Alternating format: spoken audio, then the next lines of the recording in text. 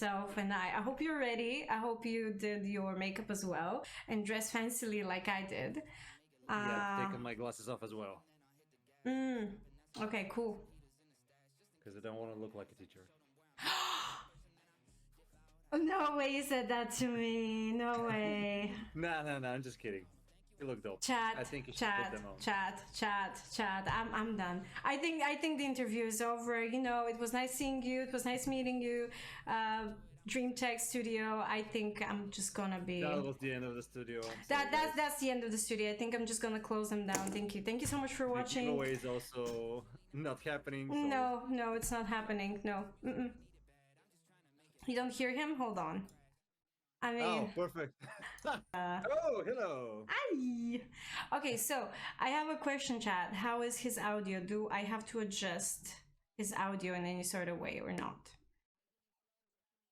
You like it better now? Oh my god. I mean, I don't know. Like, I don't know at this No, point. it's way too weird. No. Don't, no, we don't do ASMR now. I mean, it's still 3 p.m., please. If you're gonna do ASMR, that should be something in the next, I would say Not 5. into that, no. No. Hey, there's a lot of money. We can be millionaires. We can make, you can make more games. Just We could, imagine, yeah. just imagine the opportunity to be an ASMR professional. You know, that sounded like a pretty ASMR thing, you know? I'm afraid I don't have the right gender for that. Hey, that can be fixed with money. You first make the money, then you can fix that as well. So today I'm dressed businessy, so you can ask me for all sort of like business ideas. I think the outfit does give me an extra, I would say 100, 220,000 intelligence. You look So super legit, like a CNN reporter.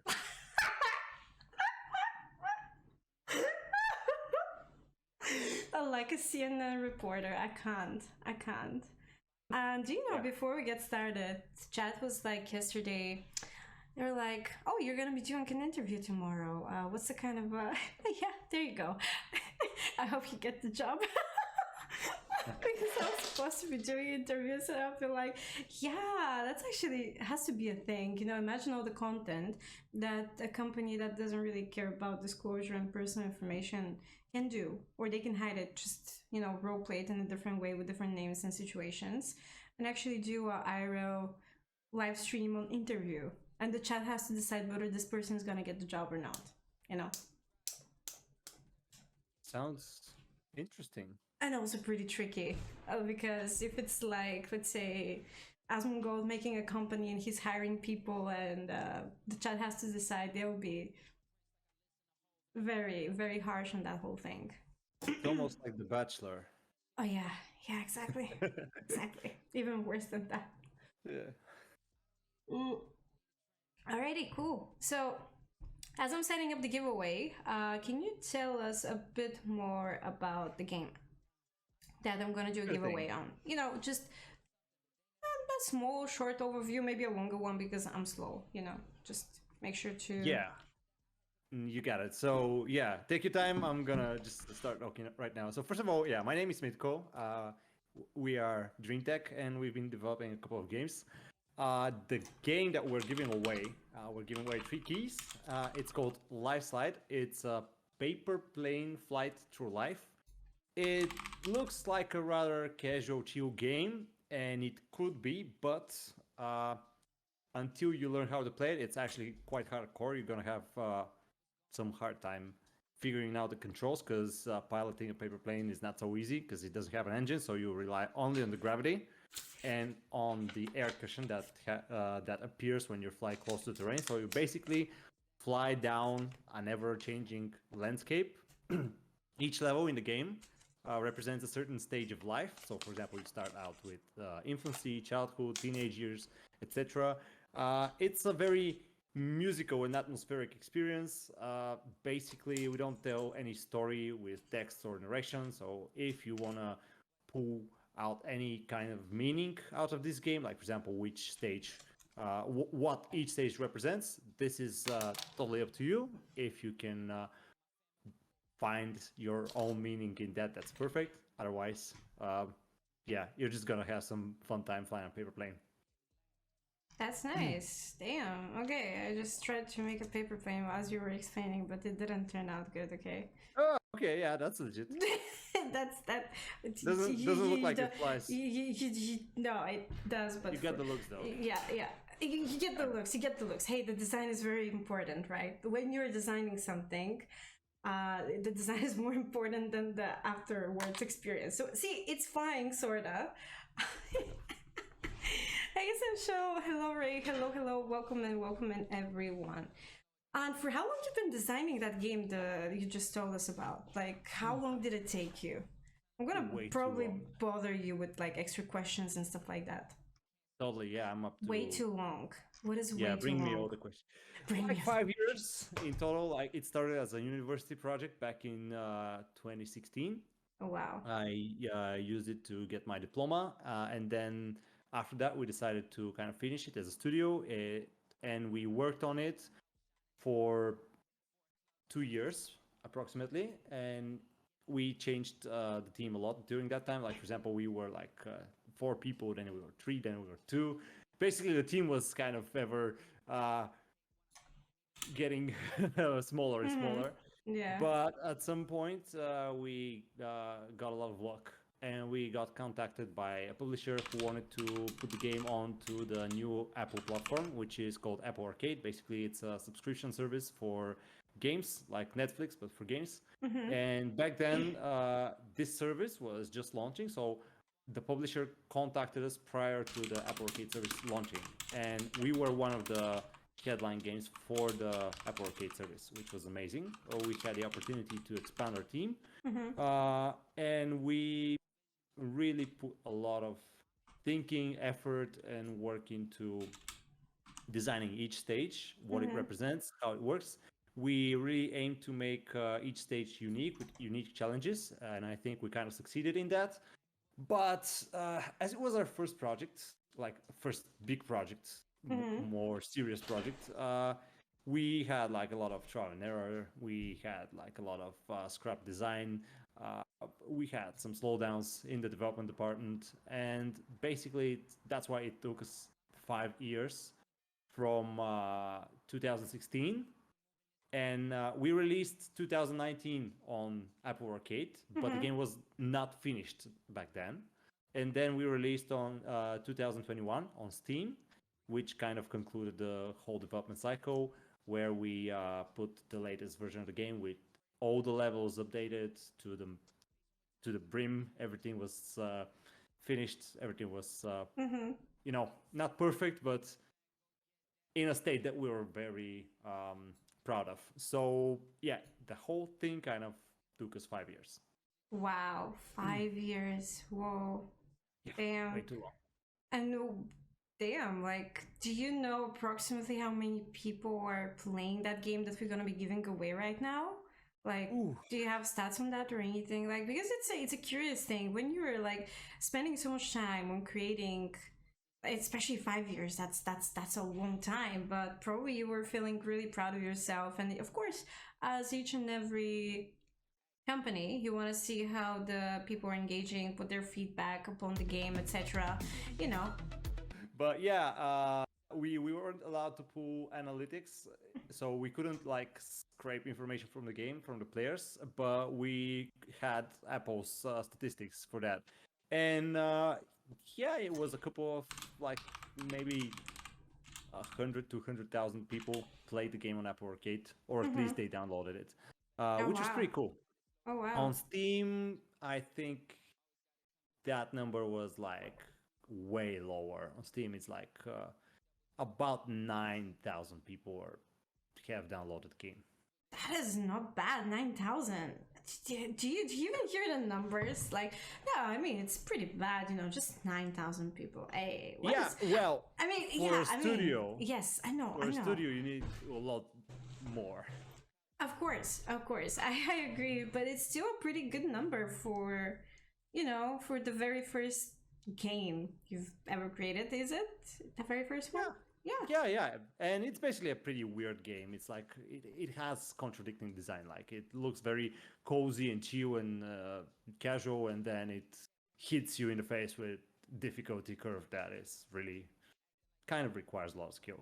So we Difficulty didn't do curve. everything right for this game, but we hope to kind of fix that with Overrider. We hope that our next game has a lot better visual language, and actually the whole thing is a lot better conveyed. Mm-hmm. And Mm-hmm. I see that is very interesting, and like because what you explained about the concept of the game versus how Overrider looks. Do you feel like you have had some sort of inspiration from the initial project that you brought over to Overrider? Like, do you yeah, have any inspiration? Because I can see that this flying element for me at least is, I think that's one of the inspirations that you have got, you know. so when we released Lifestyle on Steam, we got a lot of positive reviews saying that the game is controls very nice.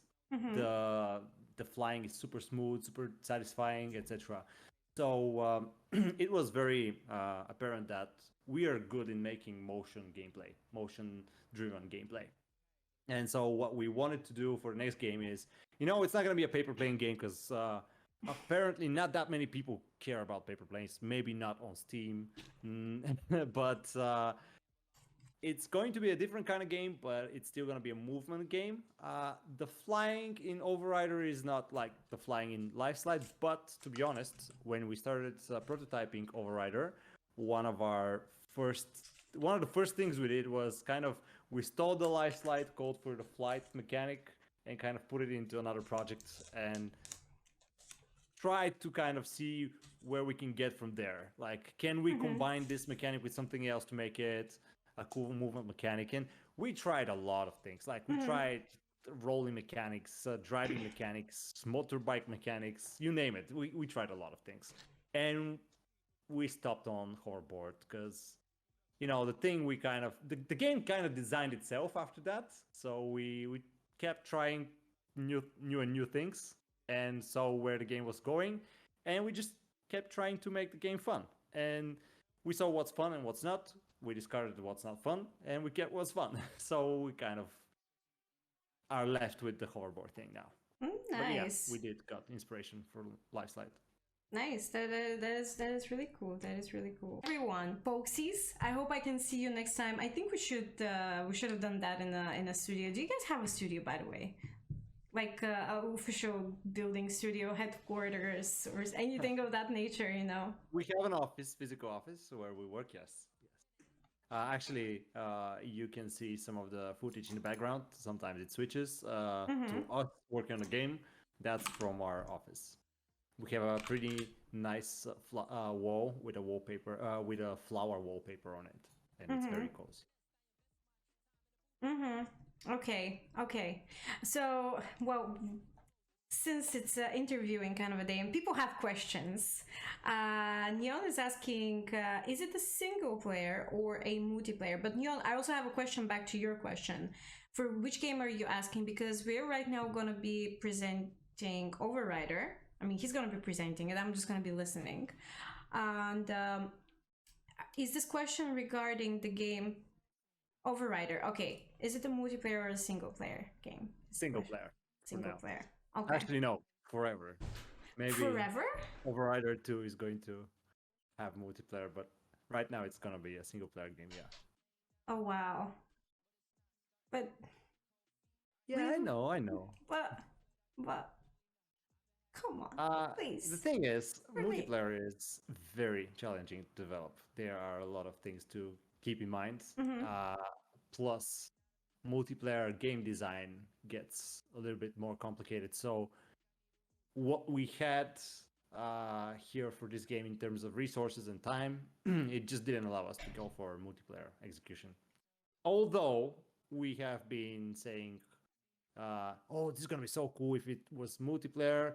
Yeah, totally all the time, but we just gotta keep it realistic for now. Mm-hmm. Well, of course it's complicated.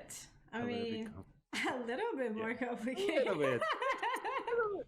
It's just the tip. Oh my god. And do you see all my chat as well, Mitko, right? So you, Yeah, I've been okay. looking through chat Okay, in yeah, the yeah, stream. because it's good to keep an eye out, so I don't have to like reread everything, and Yeah, yeah, you can also go I read. straight and talk. They don't bite. I've trained them well.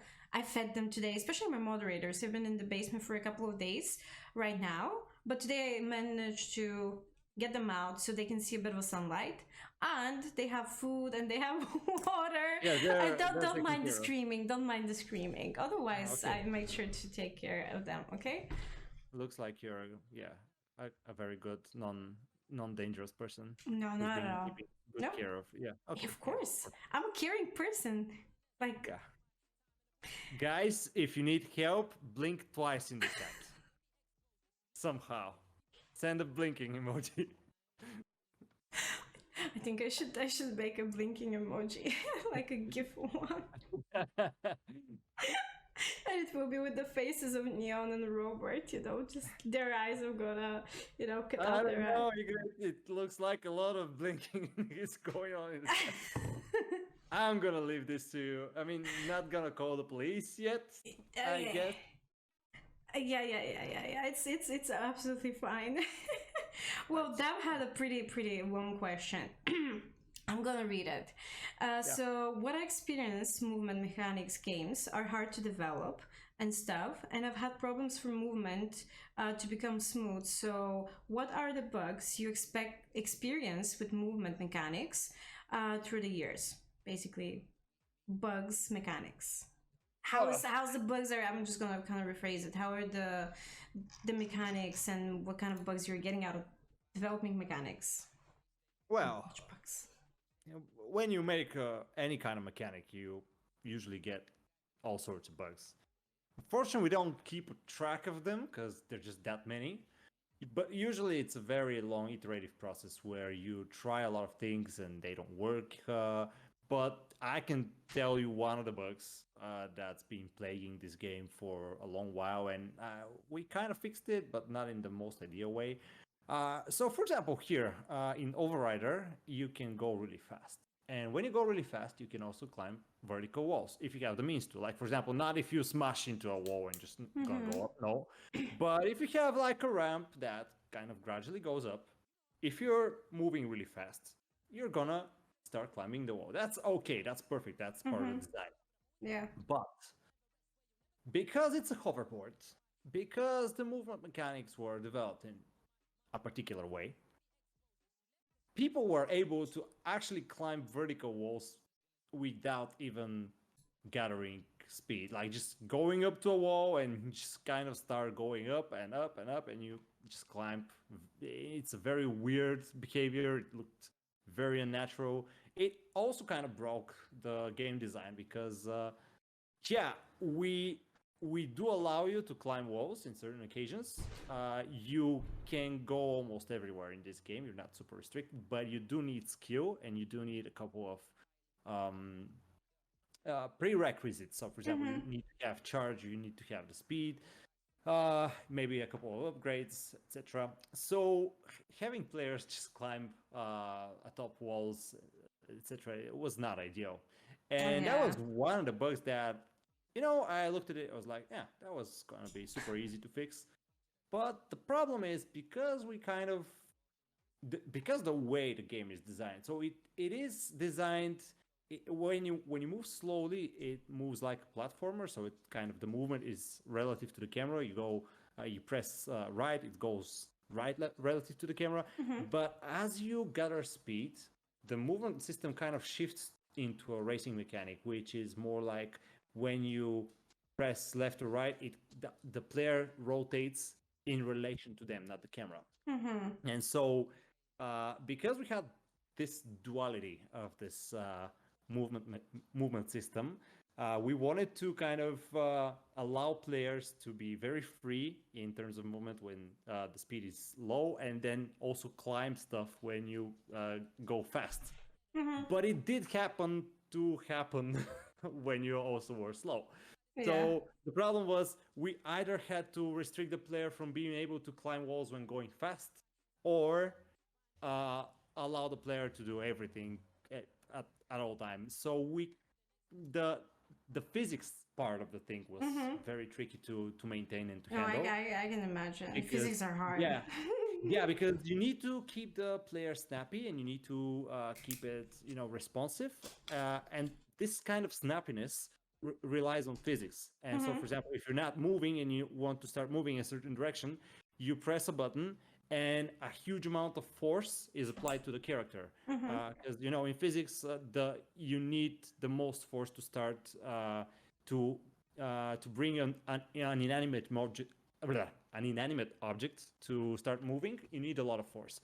So we apply a lot of force, and this force is enough to actually start and keep the player going uphill. So the question is, can you not just restrict the force when going uphill, because you can detect this?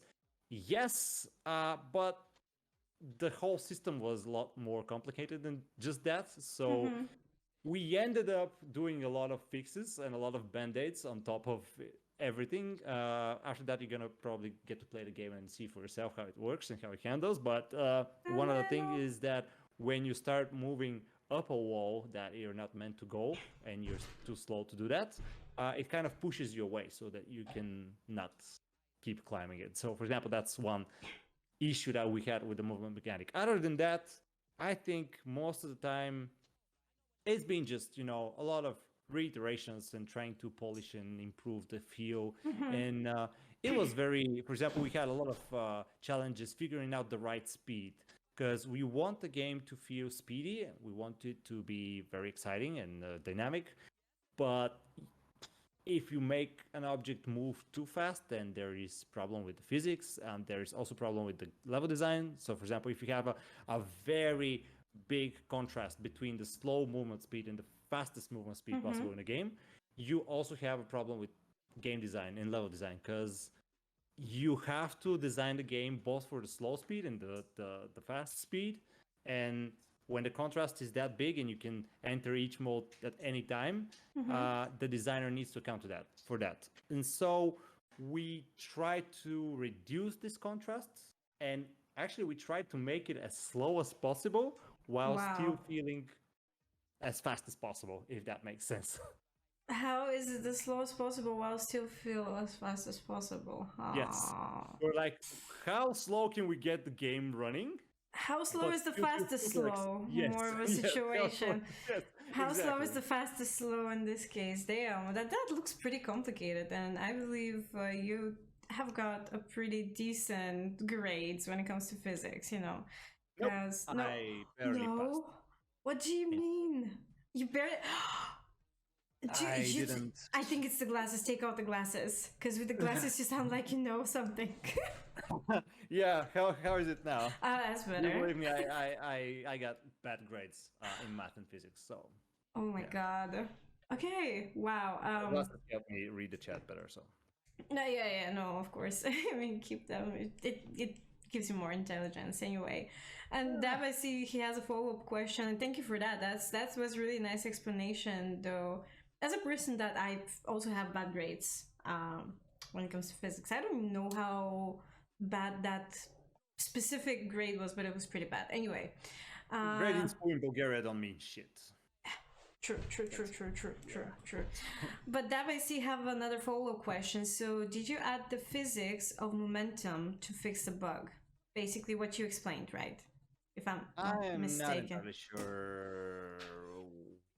I mean, yeah, we are changing the player's momentum and we're adding a force that is kind of perpendicular to the wall so that it kind of pushes you away.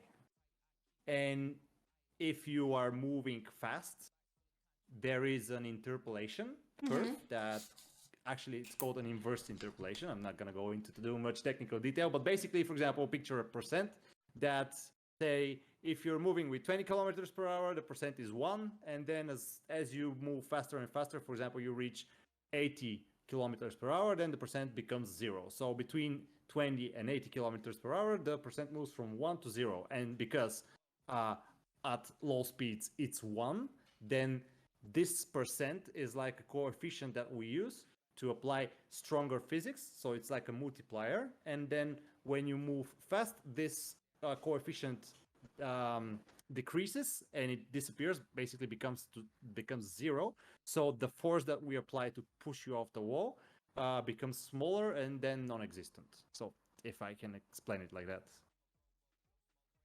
I don't know.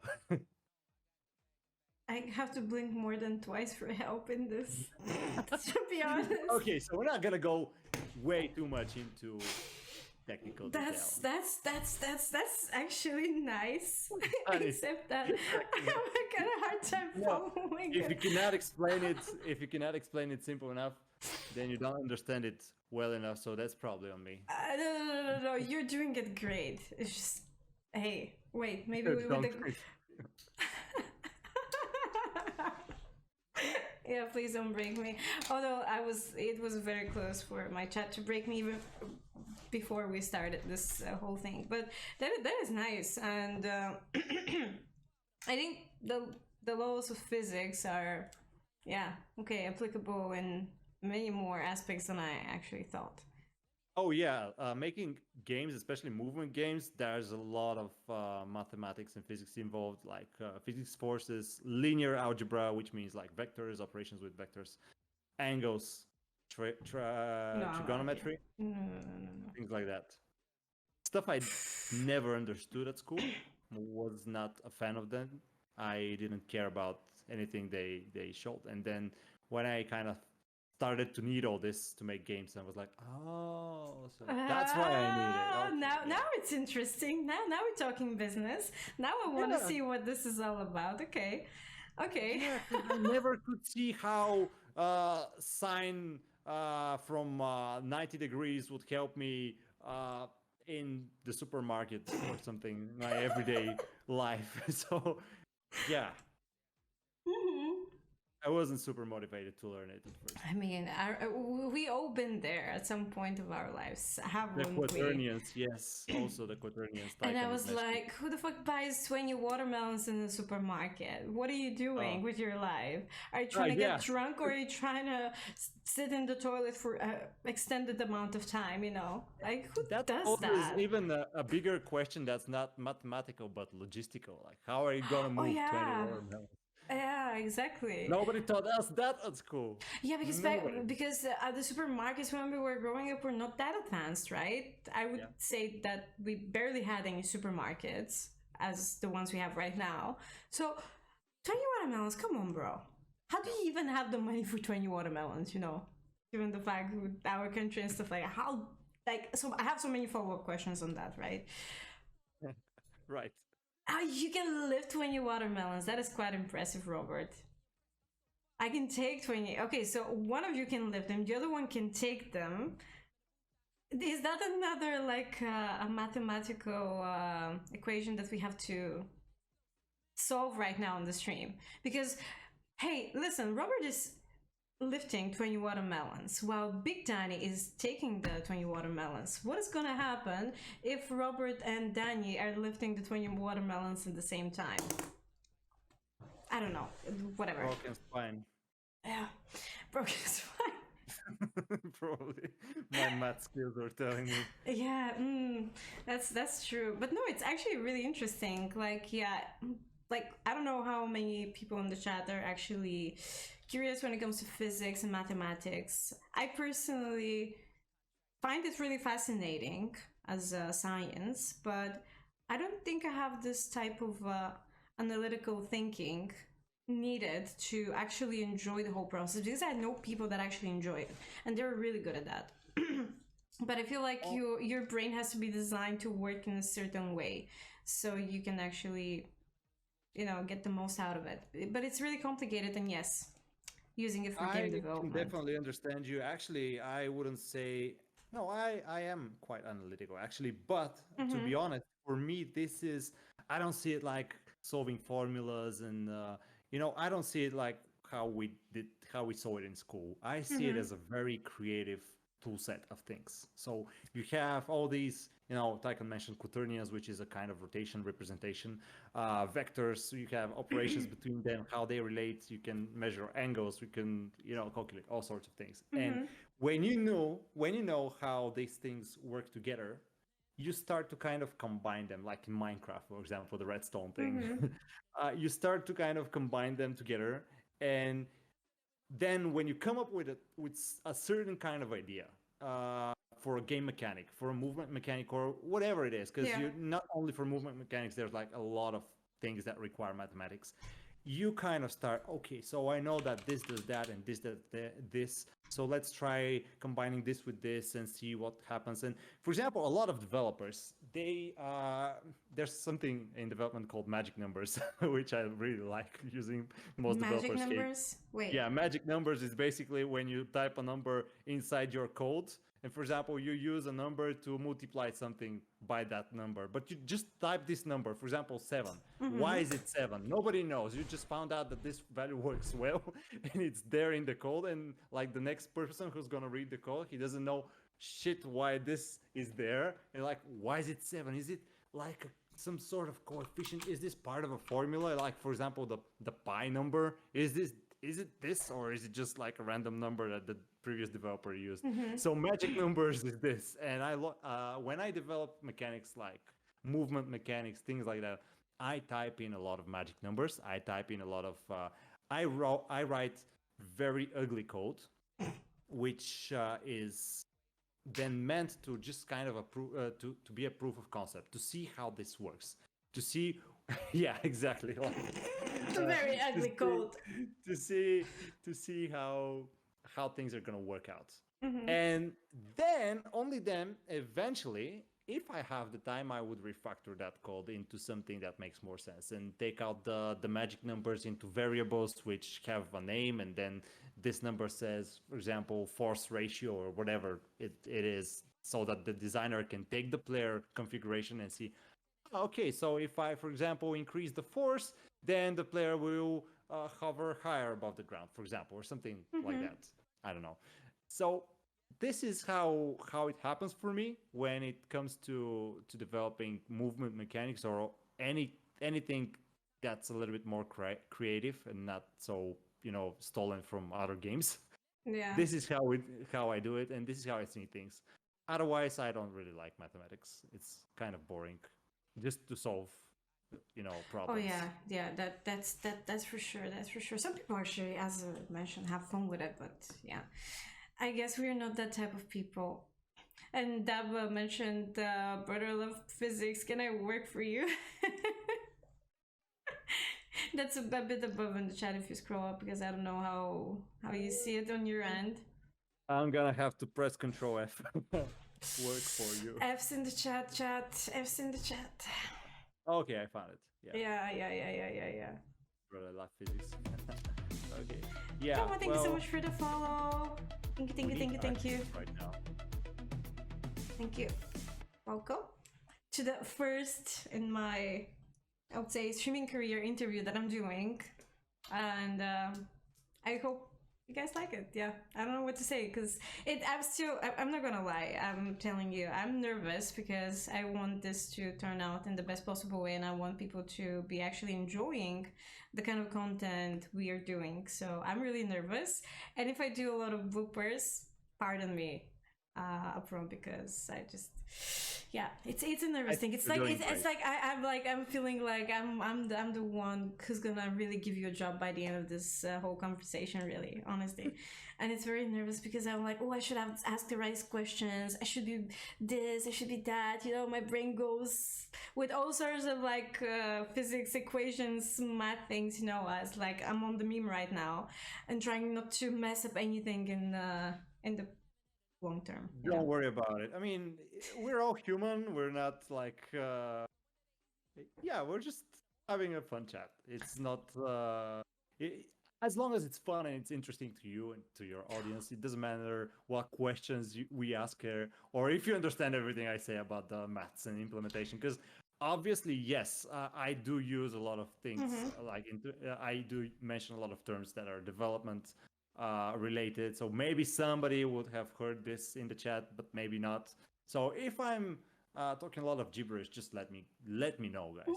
It's on me if you don't understand it. So don't worry about it. Yeah, you can try to pull up a whiteboard if you have, and I'm just kidding. nice. I'm just kidding. You know, you have the glasses. You just need a whiteboard and a marker just to Oh yeah. start being like, and maybe put a white blazer on so you can look like a scientist. I have my notebook here with Oh, some that's game design stuff, so cute. maybe I can start writing explanations. This is actually a notebook full of I don't know if you can see it, Leaked. but yeah, stuff like game designs. Oops, I just left my notebook on my TV and I turned it off and I don't see anything. Okay, now I see it. Oh my god! Yeah, the ideas leaked. Rubber be like, Yes. that's a next level leak. You're just like, hey Feel chat, everything. look at that, look at that, look at that. Let me just pull it a little bit closer to the camera so you can actually read it. And Yeah.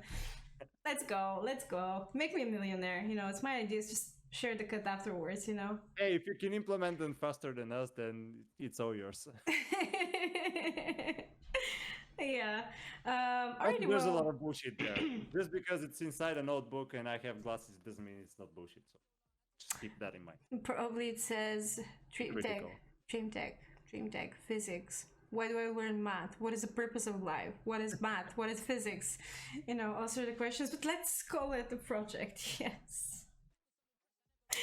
I'm just messing with you. Alrighty. Well, let's see what did I prepare? I totally forgot. Like this whole thing started so naturally that I don't even need to ask you the questions. If you read the questions, you probably answered them questions for your own self as you were thinking about it when I send over those ones to you. But let's see. Yeah, I was like, where are the questions? We went in a different direction, but that's okay. Oh no! I very like it because, to be honest, I don't like. I mean, I do want to have a certain level of preparation, right?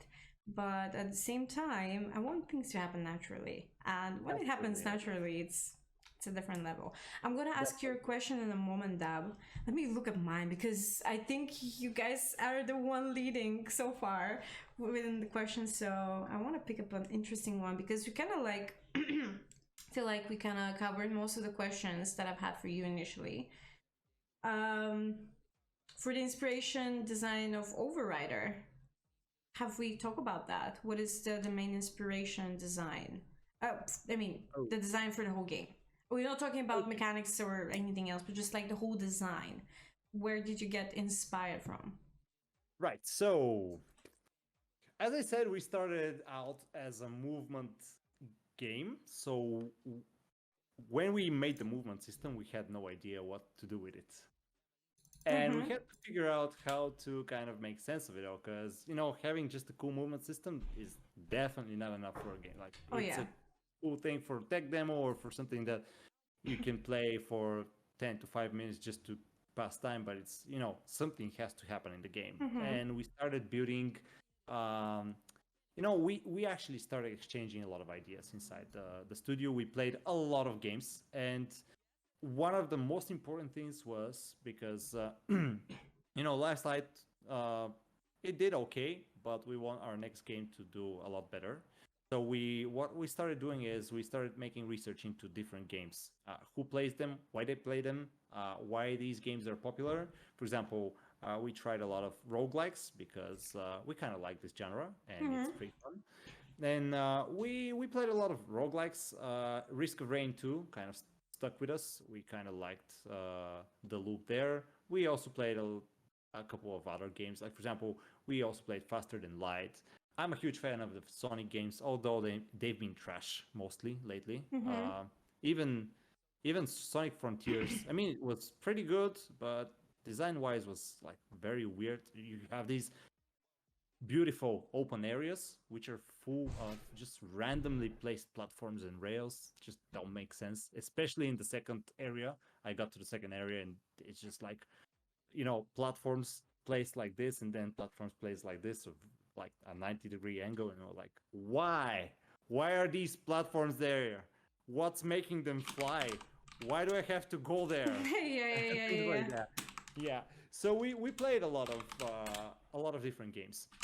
And I had this idea because we didn't really want to make a fighting game. We didn't want to make something that's super violent, although this game kind of looks like a violent game. At least that's what we think.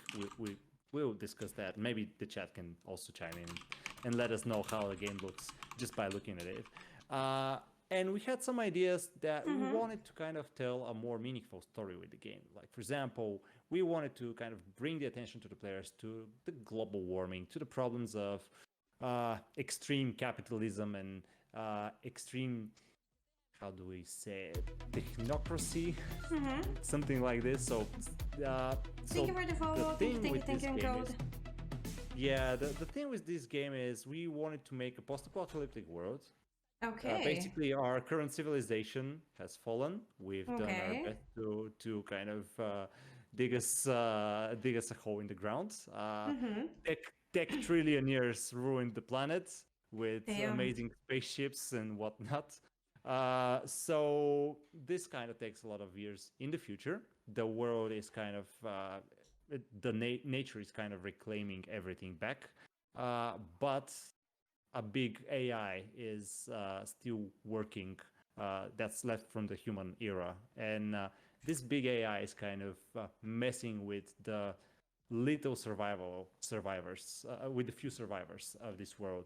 And the thing is that we wanted to see to show a world post this apocalypse, which is the survivors. They are parts of small settlements which are self-sustained. So they're using renewable energy, things like that. So it's kind of related to the climate, and it kind of poses a little bit of a couple of questions about how we use our energy and how we use technology to kind of build our future, and what's good and what's not. And we're not kind of leaning in any direction, so we're not saying don't do this or don't do that. We're just we built a world that we kind of extrapolated from the current state of our society, and we say, what if the current state of our society is actually pretty bad? Climate change is real, it's happening. Animals are dying, things are changing, and it's undeniable. Like, for example, it's May, and only yesterday did we put our winter jackets in the basement. So I've never done that before. So yeah, that's kind of the inspiration. It kind of formed over the months we prototyped the game. Apparently, I'm a huge fan of Sonic games. I like Tony Hawk. I like SSX, if anyone knows it, on the PlayStation. It's a snowboarding game which has a very cool trick system, and it's generally a pretty nice experience. Riders Republic is also a very cool motor game. That's an example of a cool riding game. We haven't played it. We just watched a lot of videos, but we should try it out. And also roguelike. It's a roguelike game, so we played a lot of roguelikes, and we tried to kind of map and put a roguelike loop inside the game, because although it's a hoverboarding game, we didn't want to make a hoverboarding game about racing and tricks. Because most boarding games are just like that. You have a lot of tricks, you have a lot of things, and this for me doesn't really. I mean, it kind of gets old quick. We wanted to kind of make a new spin on that. So what if making tricks actually charged your boost, and then you have this boost to use it as combat, and instead of just circling around a closed level where you need to make the most points, or just going down a linear level and trying to beat the timer. What if we made you explore? And exactly. Well, that is a nice aspect, and something really cool that you kind of combined a little bit of ideas from here and there to turn it into, I would say, some sort of like unique thing, because you're combining small details. But I think when we were talking with you for the very first time, I think you said to me that, well, everything is already developed, so it's not like we're like finding the warm water, if you know what I mean. But it's also nice, and it's another sort of aspect where I think, in my personal perspective, if anyone wants to make a game that is different in some sort of a way, they should combine small things from here and there, and just let people play around it and be like, oh wait, I had this experience when I played this game, and then they go onto the next like scene level, whatever, and they'd be like, oh wait, I've seen that somewhere else. It's just, I don't know, maybe it's a bit more engaging, maybe a bit of a bad idea. I mean, depending who's the person behind experiencing this whole thing, but small hidden hints here and there, I think it's what kind of like keeps people, a bit more curious about the whole experience. In my personal perspective, though, at least that will keep me curious, because I'll be like, wait, I also have to, like, not most of the time when I'm just playing a game and turn off my brain and be completely like, sitting and just slamming the keyboard and my mouse, essentially. But something that's a bit more engaging when it comes to, like the whole experience. We hope to make it that way. I wouldn't say we're already 100% there. We still have to figure out some things in terms of design, because, for example, right now the maps, they are procedurally generated, but the way they're generated, it's not ideal. I think it needs more work here and there. The combat still needs more work, although it's a lot better than what it was before. But otherwise, I do agree with you, like in terms of when you create something new, there is always the element of our brains are unable to come up with something genuinely new. They always copy and they combine existing elements. So obviously hoverboards are, there's games with hoverboards going back to the 90s. There's like Trick Style, there's Airblade for the PS2. There are games with hoverboards. There are games with tricks, with races. So everything is nothing is new basically. But the way the things are arranged is a little bit more unique, because it's a movement game and it's still a roguelike game, and most roguelike games involve fighting. Actually, I think I've only played one roguelike game that is not fighting. I mean, no, I've played a lot of roguelike games. Okay. But I've only played Inscription. I don't know if anybody knows it. Guys, let us know in the chat. I'm really interested. Yeah, please. It's basically a card game. It's a card game, which is a roguelike game. It's a pretty interesting combination. I was very impressed with this game.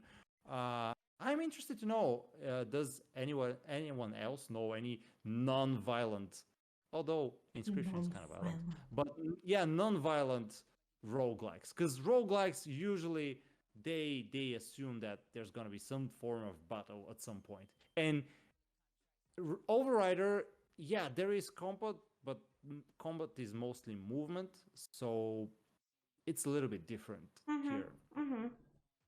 So this is the unique aspect here, which is actually causing all sorts of problems with the design process. Alrighty, that is amazing. Thank you for the answer. We have hello methods, by the way. Hello, welcome to the stream. So, Mitko, you can introduce yourself. I would introduce myself as well, because we have some new people coming around the corner. Go well.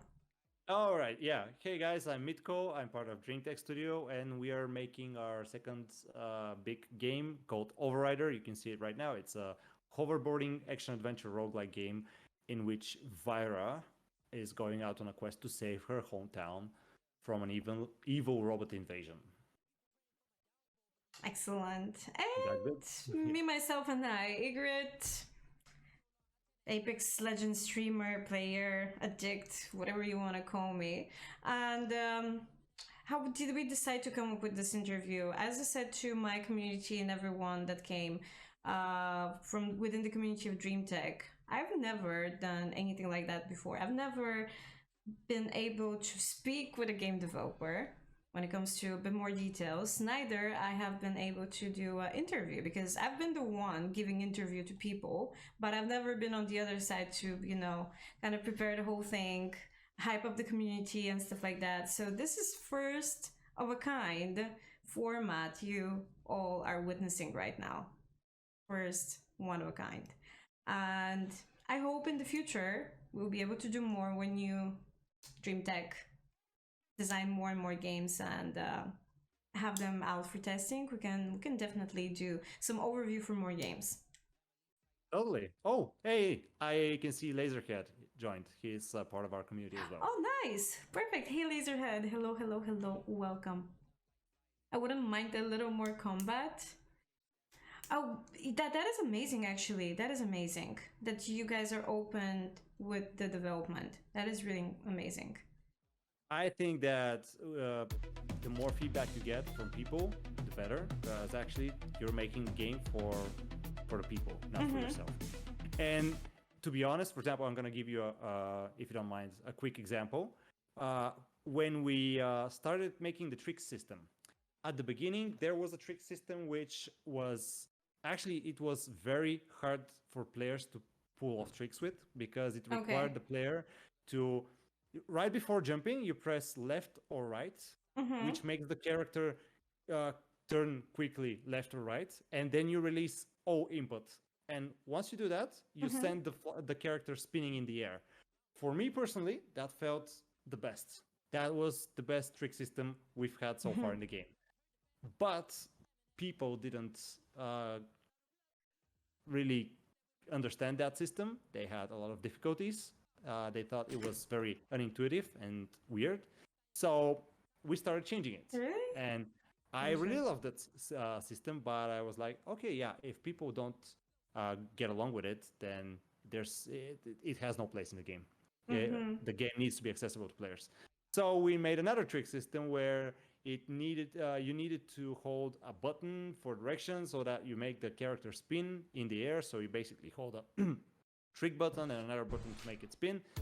That's perfect. That also didn't play well with other players. They were a little bit confused. Some players thought it was a little bit boring or maybe a little bit hard to execute.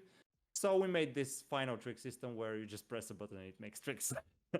And honestly, yeah, some people say, yeah, tricks are now very boring and very limited, but for what we need tricks in the game, I think this is serving the best purpose ever. And yeah, although I like the first trick system better, this one is, I think, the result of feedback, testing, and seeing how players respond to the game and what needs to be done.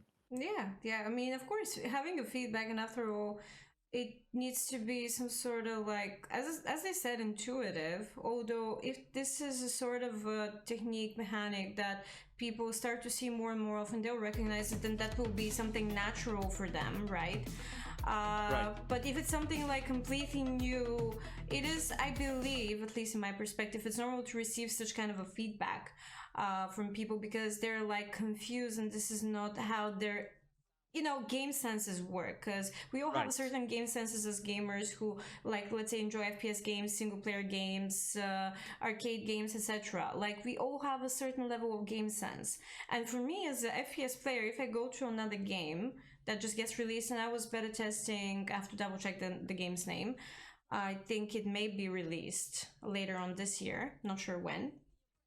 And all the techniques that I know when it comes to movement from Apex Legends, which is a third-person battle royale game, um, it's the same. And it did feel good when I go to a completely new game that is, again, shooting a smaller map, not that many people as you have on any map on Apex Legends.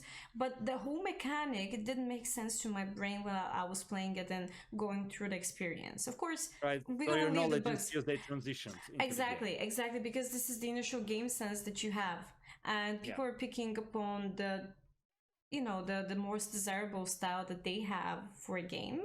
And of course they will their brain will by default be set in certain settings, if that makes sense, certain controls, whether you're playing on a mouse and a keyboard or whether you're playing on controller. So it's the expected subconscious level of what do you expect, even though you're not thinking about it when you start a new game, Right. but it's just like your senses.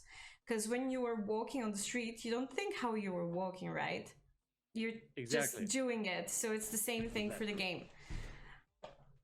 And that's that. But I think this can be changed. Like, if more games are starting to evolve and be created around different kind of a technique later on, I think that people will just get used to it. They may have a negative feedback. Some of them will be like, oh, nice, I'm actually sick of doing the same kind of a mechanics every single time and using the same thing that I have right now and I've seen throughout billions of games. Right. But Yeah. it's gonna be something that's gonna take a long process, and it has to be more and more game studios that actually combine it, you know. Methods, thank you so much for the follow. Samir, thank you so much for the follow. Grim, thank you so much for the follow. Uh, Lara, thank you so much for the follow. Thais, thank you so much for the follow. Thank you, Also, Neon everyone. High. Also, yeah, Neon, hi. Alrighty, the methods had some questions as well. Hold on, I'm gonna just have to scroll back. So yeah, we actually answered one of the questions, which is yes, the methods, the game that they are working on, Overrider. It's playing right now in the background. You can see part of the studio. And then you had another question. You said, I myself am a game dev. What made them choose this game? I mean, more of a like made them choose the game, or what inspired them, or like choose the game like in what sense? Because I don't think I have it as a clear question, at least not for me. If it makes sense to you, Mitko, you can answer it, but that was. Well, I think we kind of already went over it, but it's basically we want to make a successful game. We want to use our studio's biggest strength, which was making a dynamic movement mechanic, which we know that we are able to do from our previous project. So we started out from there. We kind of analyzed a lot of titles. We played a lot of games, which was the fun part. And we kind of started stealing from here and from there and building something that kind of hopefully is now more coherent and makes more sense. So that's how our process was. Unfortunately, if you just make the game you want to play and you want to have, that's very sweet, that's very charming, but it's probably not going to bring you a lot of finances. And in order for a studio to kind of stay afloat and be able to, make more games and actually, yeah, it needs to be financially successful, which means it needs to make sales. It needs to have the game perform well. And Yeah, to make a well-performing game, you need to approach it in a business way, not in a creator way. And we exactly. are very much guilty of that as well, because yeah, we did approach it in a business way, but we also are very, we hold the project dear to our hearts. I wouldn't say this is our dream game, because it's not. We are making something that we like, and then we play test it and see what works and what doesn't work. And if it doesn't work, we just scrap it. It no matter that we like this or we don't like it. We're just like happy to scrap everything that doesn't work and doesn't make sense and doesn't help the players stay inside the game and enjoy the game. So our task right now is just making an addictive, the most addictive, make it an addictive as possible game, because we're not gonna make the most addictive game or the best game ever. Just objectively not possible. But basically, our task is to make the game as addictive as possible, as fun as possible, as interesting as possible, with high replay value, and generally have people have a great time with it. But in order to make this, in order to achieve this, we need to conduct a lot of playtests and get a lot of opinions. So that's why we also make YouTube videos, and a lot of people are commenting, putting comments with feedback. And That's also we amazing. have feedback from the playtests. Yeah, Yeah. that's really amazing. It's because people are helping it. So basically, the game is kind of designing itself, where we see what's fun and what's not, and we kind of aid that, and we see that the game wants to go, let's say, wants to go in a certain direction, and we kind of allow it and reinforce that. Then we playtest the game with people, and when we get feedback from them, we kind of adjust everything, readjust the direction, see where the game wants to go from there, and rinse and repeat. Yeah. But it's actually even more engaging to like my admirations for having this strategy, because I don't know, because this is my first time obviously speaking to a game developer and a game studio.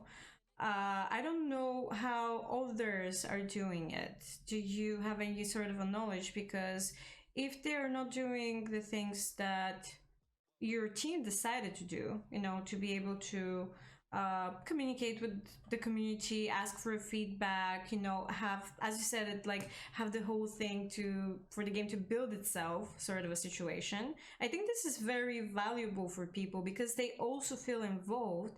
They also feel like their opinion matters, of course, if it's a legit one, not just like delete the game and never do this kind of a thing anymore in your life kind of situation.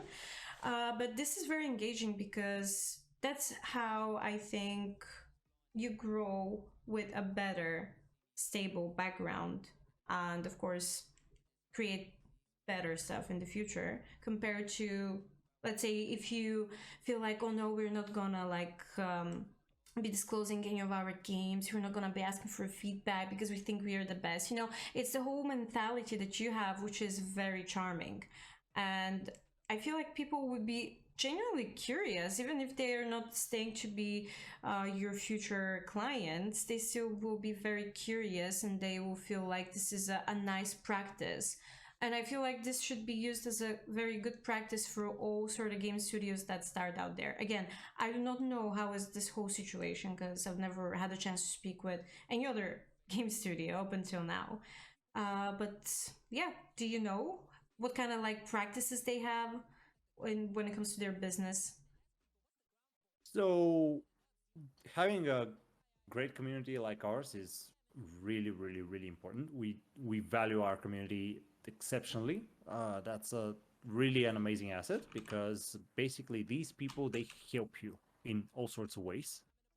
They are your potential players, Mm-hmm. yes, Yes. and they are also interested to help make the game as good as possible because they're gonna be playing it at some Yes. point, Mm-hmm. and we want to also give them the best possible game because they're going to be playing it, of course. And for a developer, it's really, really, really exciting having seeing people react to their game, discussing stuff. Like, for example, one of our playtests, uh, Mm-hmm. one of the first playtests, we put a bunch of people in a separate Discord channel. And they started talking together because It we sounds let them, very cute. communicate.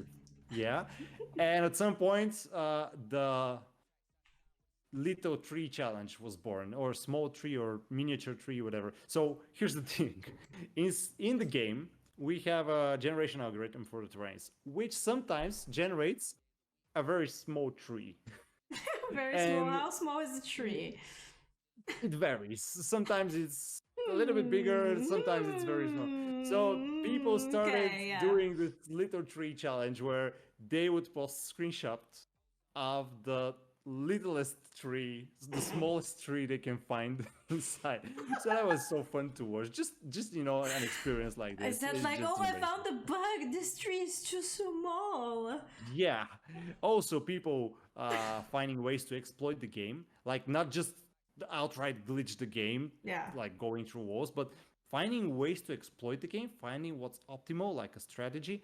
This is super interesting to watch because you've designed the game with something in mind, but at some Yeah. point you come to discover that the game has a lot of other layers that people come to discover because they're dedicated and they're interested in playing the game and they spend time and trying new things. Mm-hmm. So you get presented with a new information like, huh, I didn't know that the game could do that. Sometimes you have to patch stuff like this, Oh yeah, yeah. Of but course, sometimes of they're like, course. yeah, like the new Zelda Tears of the Kingdom. Danny showed it to me yesterday. I was like, you can fly with two platforms. You can stand on one platform. You can pick the second platform. Then you can use the rewind mechanics to kind of go onto the second platform. And because you've picked up the second platform in the air, you're now standing in the air. But you also hold the first platform, and then you pick it up, and it goes even higher. And then you use the rewind mechanic, and then you jump on the first platform again, and then you basically can go infinitely high. So this is kind of an exploit, but it requires big brain, and it's really interesting to see stuff like that and player discovering things like this. Damn. Yeah, that's interesting. That's interesting. Hey Zombie, how's the day going? Hello, it looks like Tony Hawk combined with Overwatch. That's what he That said. would be accurate, yes. Yeah, yeah, yeah. Very cool. Yeah, pretty cool. And also methods. I'm sorry that I was skipping your questions. I mean, I don't want to skip them because they're actually very interesting. One of them is he's asking if the team is working on the game remote or where the studio is based, was one of the questions. We have a physical office in Sofia, Bulgaria, and we work mostly together. Sometimes we take a day where we would do home office, but lately, because there's like a lot of work on the game, we've been working primarily from the office.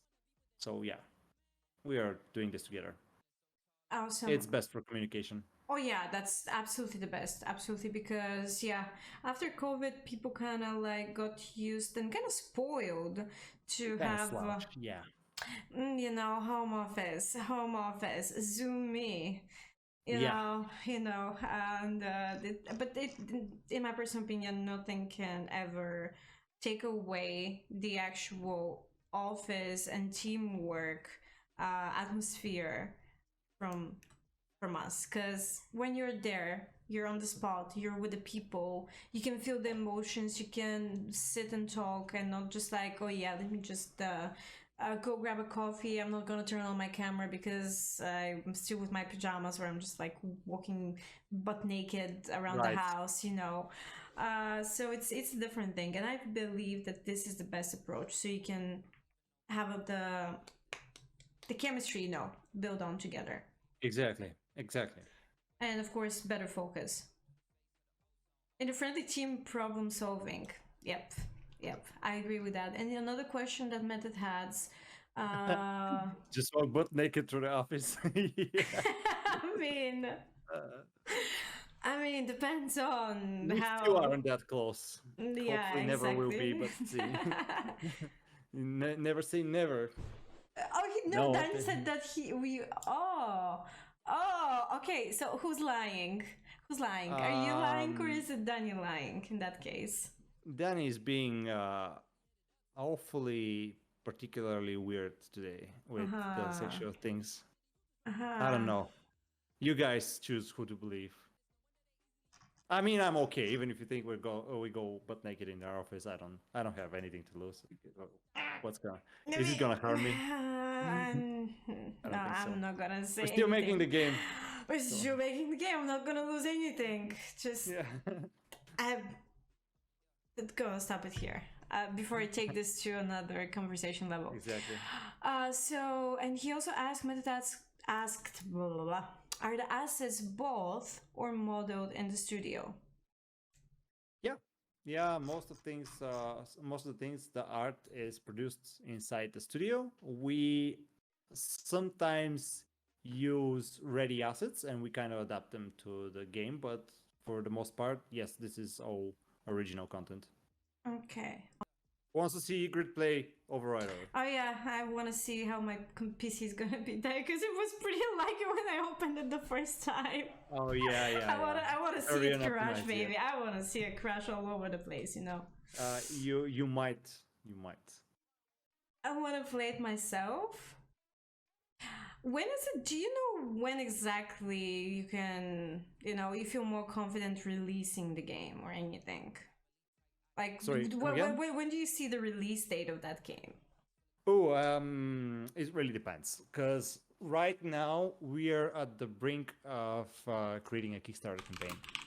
And really depends on how the Kickstarter campaign is going to go.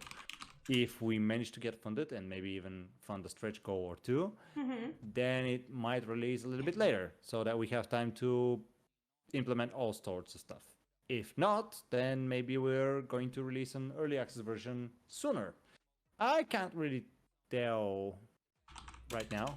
I really shouldn't be talking about release dates because I always tend to underestimate things. A month from now, and then 6 months later, we're still not done. Yeah.